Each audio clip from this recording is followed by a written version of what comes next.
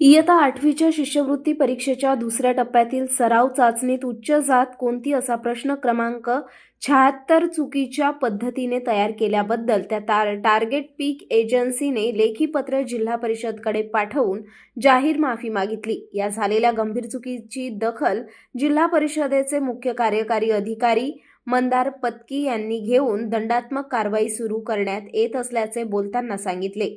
यानंतरच सराव प्रश्न पत्रिकाही शिक्षणाधिकारी उपशिक्षणाधिकारी यांच्या समितीकडून तपासल्या जातील। रेवो एज्युकेशन प्रायव्हेट लिमिटेड ठाण्याचे संचालक डॉक्टर प्रवीण बन्सल यांनी लेखी पत्र पाठवून माफी मागितली आहे। भविष्यात अशा चुका टाळण्यासाठी सर्व प्रश्नांची अधिक काळजीपूर्वक पुनरावलोकन आणि पडताळणी करण्यासाठी योग्य पावले उचलली जातील असे पत्रात नमूद करण्यात आले आहे। चे एक्सप्लेनेशन तसेच त्यांचा माफीनामा काल आम्हाला संध्याकाळी प्राप्त झालेला आहे।